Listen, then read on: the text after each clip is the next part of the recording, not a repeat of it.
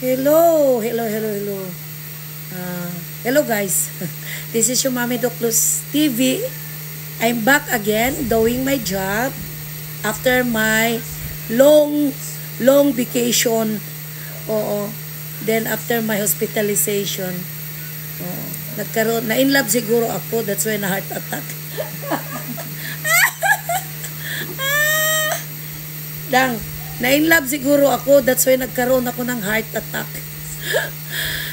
I'm back to normal now, and then that's why they are asking me why is it that I become smaller. In ako from 80.2, I am now 66.5. Oo, a very short time, 3 days only. It takes me 3 days to lose my weight. Oo, because ang retention pala siya, water retention pala siya sa lungs ko, sa heart, o sa lymphatic system. That's why nagkaroon ako ng swelling. So, nung na-drain ang tubig, wala naman ako nila, butasin sana ang tagiliran ko for the water. Hindi ako pumayag, kaya baka maya-maya makanser pa ako. So, I'll just do it on diuretic lang. Iniinom ko, tapos niwiwi ko lang yung aking tubig. So, yun ang nangyari sa mami mo. Pero, hindi ako pwedeng magbiyahe on air. I can travel only yung sa baylan. Baylan lang. Baylan lang ako pwede pa because I'm not allowed to have air pressure. Di pwede kaya ang heart ko is not yet stable kasi medyo mataas pa rin ang aking pulse rate. Pero manageable. I can speak now and I can walk without gasping my breath. So, your mommy doc, andito, buhay pa rin. So, kumusta kayo lahat? Aking mga kids on my Mix Molino community all over the world and my Limino community all over the world. So, hindi na-miss ko yung fan meeting by Limino. And then, there is a fan meeting with Mix Molino this coming July 27, fourth year of our fun anniversary with Mix Molino. But I cannot assure yet right now. Anyway, July pa naman yun, no, 27. Kung ma-clear na ako sa aking heart, I will attend. I will join you guys. So, I'm just giving an update, a little update, what happened to your mom. So, kuwan ako? Copyright. Dang. You have a music.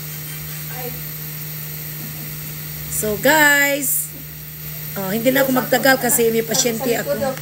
I have to attend my patient. Ayun. Umagang maaga pa, nandyan na sila. So, I don't know. They know that I am around na. Okay.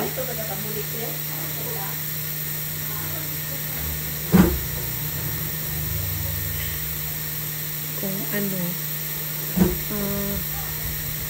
back to work na ang mami niyo. So far, I'm glad I'm still alive. I am grateful to God because He extended my life. I asked this one for the extension. So, pinagbigyan pa rin niya ako. Nabuhay pa rin ako. Although at the time talaga I'm dying. I'm using na 8 liters in yung isang tangki ko, 10 hours lang. Okay, hanggang umabot ako ng 8 liters ang range sa akong oxygen. Ang dapat lang 2 liters lang ang range sa akong oxygen. Pero pag hindi naman mataas kasing oxygen, magputok ang heart ko. Pero kung hindi ko rin na yun natanggal ang tubig ko, wala, I will die. So that's how it is.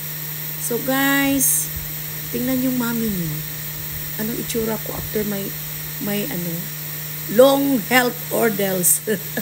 Hirap talaga pala.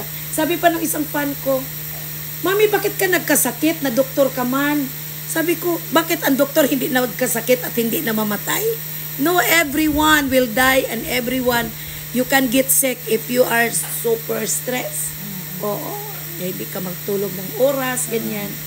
Ako nakabawi ako because I just follow the instruction of my ano. Then I do my walking 30 minutes every day. Every morning, I do my 30 minutes walk lang ha. It's not a jog, it's not a running, but it's only a walk. So then after 30 minutes, I have to do lang. Ganun lang ginawa ko from nung lumabas ako ng hospital.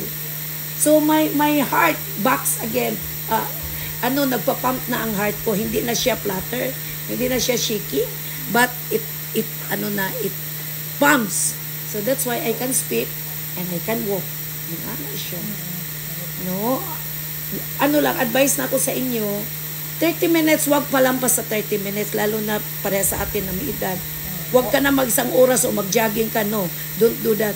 Kasi yung heart natin, ang dapat sa atin is walking only 30 minutes. So, hindi siya maganda pala ma-overwork yung puso natin. Oo, kasi syempre magtakbo ka, ma-overwork man siya. So pag na-overwork, may tendency mas collapse ka. Na gagaya nung nag-jogging yung isang bata pa yun tapos biglang nabagsak, patay ka agad. O kasi nag-jog siya.